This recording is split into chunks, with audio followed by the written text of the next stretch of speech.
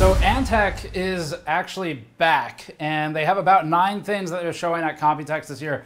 The question I had, though, was why is Antec back? Why is Antec trying again? And we kind of have an answer for you. So for probably a lot of people in the audience, and for myself, Antec was the first computer case, and they were wildly popular. The Super Landboy, for example, I think was the name of mine. Later, the Antec 900 was a then revolutionary case, and then it just kind of disappeared for a while. But now the company is actually back with, for the first time in really several years, making a serious effort at making some computer cases. So we're gonna be talking about these. This is the Flux lineup. They've got some others. We have the C8 in the works for review. You've seen it in our thermal charts.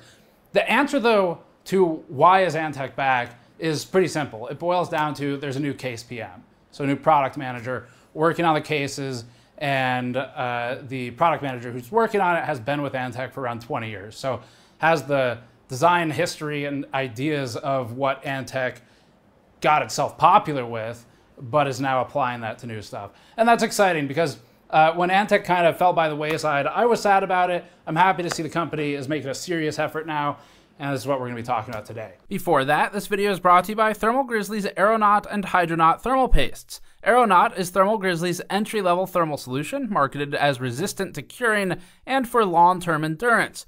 Hydronaut is Thermal Grizzly's next step up, targeted for overclocking and higher performance applications.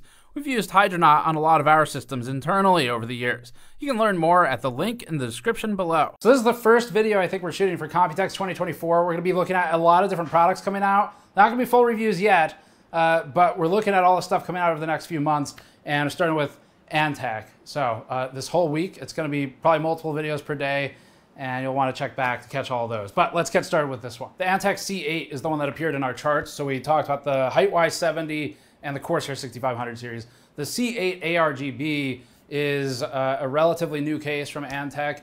It's the ARG model has 3 fans, and it was performing pretty well for GPU thermals. It was okay for CPU, it wasn't the best. We have a separate review coming up on it, but the main area it competes is in sort of the price efficiency, where the cheapest model is about $100 after the discounts, no fans, and then the 3-fan model is $160. So Antec's almost taking a little bit of that playbook that Montec's doing right now, which is just hyper aggressive on pricing to compete with kind of the incumbents in the industry. So that's the C8. There's a couple changes to this that we'll talk about.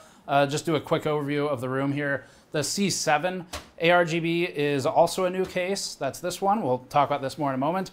The Flux lineup is getting into the wood motif that everyone seems to be jumping into now. So Inwin originally, to my knowledge anyway, tried this idea several years ago. They didn't quite make it to market. Fractal obviously popularized it, as you all know. And now Corsair's got some wood panels that you can throw onto the 6500, and Antec has the Flux lineup, the Flux Pro. These are pretty interesting. I think, again, pricing-wise is where it gets competitive, like the C8. That's really what is setting them apart for the angle to the market right now. And then over on this side of the room, we'll talk about a handheld. This is a collaboration with AYANEO. I guess AYANEO must have gotten bored launching their own new handheld every, I don't know, 5 days. And so now they're working with other companies to launch them. And then they've got some fans as well. But we're going to start with the cases. All right, so for new products, we'll start with the Flux Pro. So this one, the main selling point is the walnut wood that they have here. Every year there's a new trend. So wood's where it's going now. We can probably thank Fractal for that. This is going to include a lot of fans. It's got 6. There's 4 140s. There's 2 reverse 120s that you can see in the bottom. So these are going to pull in. And this traditionally, so atop the power supply shroud can be a useless location for fans. It really depends, though. So the side here, they've got mesh ventilation. That's, I mean, I don't know, eyeballing it, the porosity seems at least standard. It's pretty good. The opposite side also is mesh. So these are distant from the actual direct intake path, but they've got access to air still through here.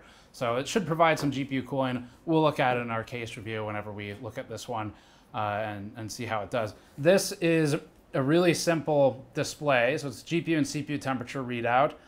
Pretty straightforward.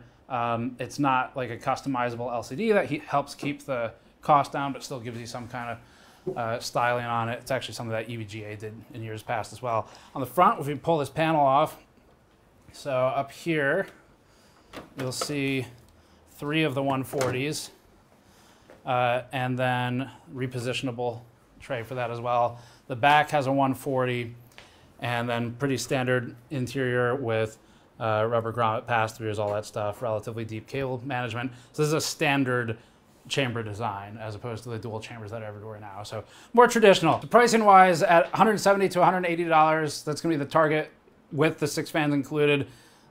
Shipping hopefully in August, they're saying. That puts this case in competition with stuff like the Fractal Torrent. The height Y70 is pretty expensive, like $220 or so for the non-touch model.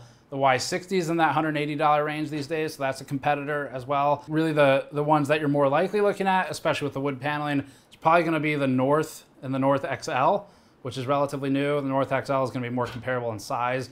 And then the Torrent doesn't have that wood motif, but it is an extremely good case in that sub $200 category. Now, this is new tooling, so there's actually gonna be a different chassis from Antec, and the one next to it is the Flux Non-Pro. Smaller case, 110 to 120 bucks, still includes fans, so it includes 5, which is a lot. Actually, I'll take this moment to address a really common user request. So when we post case reviews, a lot of times people will say, why didn't you test it with all the fan slots filled, or can you? We used to do those tests pretty regularly, and what our findings was in most instances, if you populate every single fan slot, there's a very good chance you actually make the performance worse depending on the configuration.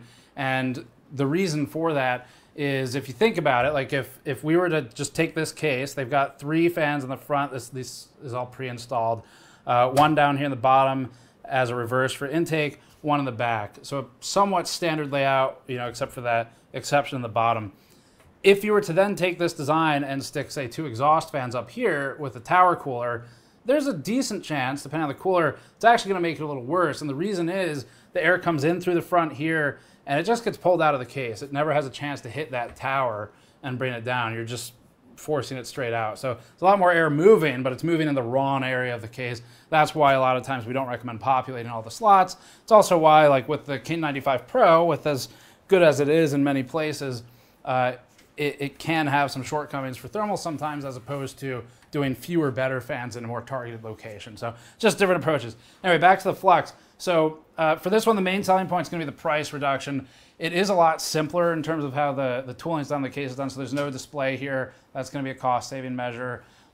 It does, however, have back connect support, so you see all these extra holes where it looks like, this is like where cases are going now, I guess. We're just going to make them all cheese graters to accommodate every single possible back connect standard, because the motherboard vendors can't work together and play nice for 5 seconds to do something that's good for the industry. So that's where the cases are going, but this does support back connect. Let's pull off this panel too, and I'll flip it around for you. All right, backside. This is all stuff we're probably going to be reviewing a little later in the year. So backside is pretty standard. There's a fan controller. This is also on the Flux Pro. It's the same one. Cable routing with some included Velcro straps. Let's look at the C7 now. This is a much more familiar design approach right now, where it's the aquarium approach to cases. So a couple small things to point out. First of all, the panel down here pops out. I don't know, it gives you a little bit more access to air. Not a whole lot of function to that, but some breathability if you were to power supply mount a fan to the top of the shroud, although I wouldn't really recommend it in this case. Backside is really the only thing I personally think is noteworthy on this. Otherwise, it's a very standard traditional case. So they've got these 2 doors. It's just a cable cover. You've definitely seen this on cases before. Corsair's done it. It's been around, but I still like it on cases where there's at least enough depth to make use of them. So they can be screwed in. We've removed the screws. They pop open. Use a large Phillips 2 screw on the top with a rubber grommet around it. That kind of locks it into place. Very simple mechanism. It works. And then there's another fan board down here. So, these, to me, this style case is really not exciting. I don't know that it's meant to be. It kind of strikes me as let's just get something out to the basic standard market. They're doing 3 fans on the side, 1 in the back over here, and let's move on to the C8. So C8's already out. This one, we're going to have a review up shortly after Computex. We're working on it right now, actually, at home base. The only change here that's noteworthy is the panel options. So this is a darker wood, and then that's an aluminum. You saw this kind of approach on the 6500 series where it's swappable panels, but these two are supposed to be selling for about the same price or exactly the same price as the C8 non-ARGB version. The ARGB one comes with fans. The non-ARGB one is the cheaper model. That's as cheap as like $100. And we'll, again, talk about that in our review if you're curious. But otherwise, it's supposed to be the same thing with different material panels. So that's the main news there. The curve is also a C8, but with curved tempered glass here. So I guess, as I understand it, the glass yields must have gone up in recent years because this type of curvature wasn't really a thing many years ago. But otherwise, some tooling differences because they had to accommodate the curve, of course, so the top panel is different. And then there's a couple other small changes in here as well. But otherwise, it's a C8 where you've got, just to kind of show it off ahead of our review, these deeper chambers for cable management. Okay, this one is the Performance 1M. So this we don't have a ton of detail on yet. This is still in kind of the design stages. But there's a couple of things I thought were cool. First of all, that interior frame being red is intentional, and I did like it as an accent. So we don't know a whole lot about pricing, exact release date, things like that yet. But this is a sandwich style case. So you've got this movable tray here in the middle where this can be repositioned to a couple different locations. Very similar to, I mean, really any sandwich style case. I think the Terra is probably the most famous one right now, where you can adjust that based on the video card depth. So the video card depth maximally is going to be 3 slots. You can see those right there. If you're using fewer of those, you shift the tray that way, just like in the Terra. Gives you more clearance for the CPU cooler. So the only number I have for CPU cooler clearance right now is 65 millimeters. I think that's at the smallest. I'm not 100% sure. And then if you shift the tray, obviously that gives you more clearance for it, but you sacrifice some of that GPU clearance. So for materials, it's mostly aluminum. There's some steel mixed in. Top panel here has the color accent pull tab. This is an off green, so that is not a color correction error in film. That is actually the color, but it sounds like Antec's not 100% sure yet if they want to do multiple panels that color, just one panel, or what it may be. So you can post your comments and maybe they'll read them. So no release date yet, still getting finalized. Supposed to be sometime maybe Q3, but we'll see. I don't have a price yet. Let's move over to the last couple things. This surprised me. So it popped up on video cards as a leak a little bit ago. I think it was more formally announced. And we'll just do a quick kind of demo here. So this is a 7840U. It's basically every handheld right now that we've reviewed pretty much is a 7840U. The Z1, Z1 Extreme are very similar to identical depending on which one you're looking at. And then otherwise the main differences that set these different handheld devices apart is going to be battery capacity and things like the screen size. So this is a pop out. You can actually see the spring mechanism is right here. So these two kind of coils, that's part of the spring. You'll see it compress like that when it's pressed down. So that kind of latches it in place. I don't have any opinions at all right now on this device. Just kind of showing it because these really require testing to form opinions on, so I can't really present any right now. It is a smaller handheld, so the screen's about 6 inches, whereas a lot of the screens right now are in that 8+ territory. So for me, I actually bought an AYANEO Air 1S for using on planes because the Steam Deck, the Legion Go, they're too big for my bag. So this size is maybe going to be appealing for people who have that limitation as well. But otherwise, got the keyboard. I don't know. We used this on the GPD Win 3 or 4, I think it was. It's okay. It depends what you're doing. For cooling, so this is it looks like a relatively large blower fan, and then the fin stack, assuming this is actually all fin stack and not just ventilation, also appears to be a higher, taller height.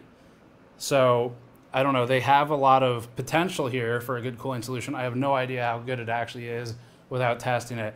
A couple of the things that just looking at it stand out to me is the lack of ventilation anywhere else on the device.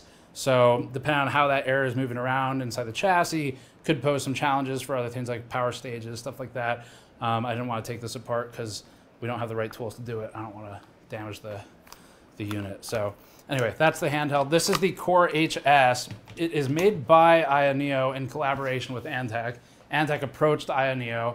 AYANEO makes millions of different SKUs of handheld, so you're probably familiar with them. Last thing they have is these fans. So we'll start with this. This is a prototype, and I don't really have any information on this yet. It's called the Orbit. It's got LEDs. It has an infinity mirror in the middle. That's about all we know right now. These ones are some of the more, presumably will be expensive fans on the market, because the most expensive fans right now, the highest end ones you see are typically all LCP, so liquid crystal polymer.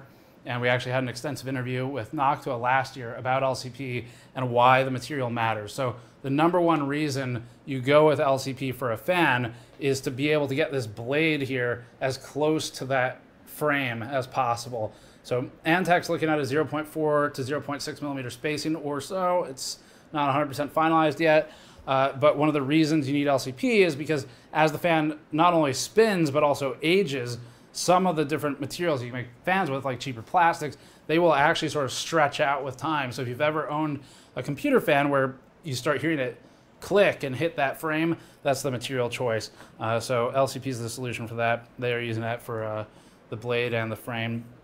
And then otherwise it's an FDB, fluid dynamic bearing. I don't have a whole lot of details on the manufacturer beyond that. And this is called the Nova fan. And then it comes with this toggle that changes between 3 different fan speeds. So I'm sure that's picking up on the mic. But that about covers it for Antec at Computex. So I would say the things to me that are the most interesting with Antec is it's really just their coming back part that's interesting, because the C8, we actually start a little further back. So a little while ago, Antec launched the performance series of ATX cases. We skipped that for review. I think it was during maybe our review hiatus or something. But we skipped that one. The C8 came out. We decided to look at that. I really wasn't sure what we'd think. Patrick ran it through. The pricing is really what got it on our radar, where it's relatively competitive generally, but in GPU it does very well. CPU it's okay, and then price is what made it something we would strongly consider. And you'll probably hear pretty positively about it in our review. So that made Antec instantly more relevant than it has been in probably a decade. And that's really the main reason I came here today to film this booth, because Antec for a long time was an important brand in the industry. It deviated, and I think if it can figure things out and kind of push through and get relevant cases on the market again, that's an exciting story. It's a comeback story. So we'll see how they do with it. But right now, definitely a big change from what we've seen the last 10 plus years from the company. Again, the kind of last major hits being in like the 2010 to 2013 range with the 900s, the 1200s, things like that. So I'm excited to see where it goes. They'll have to pass all the testing just like everyone else. So we'll follow up with you all for the reviews on that. But I think that's it for this one. So thanks for watching. As always, check back. We have a ton of Computex coverage coming up and a lot of cases this year. So we'll probably do a case roundup at the end. Check back for all that. Subscribe for more. We'll see you all next time.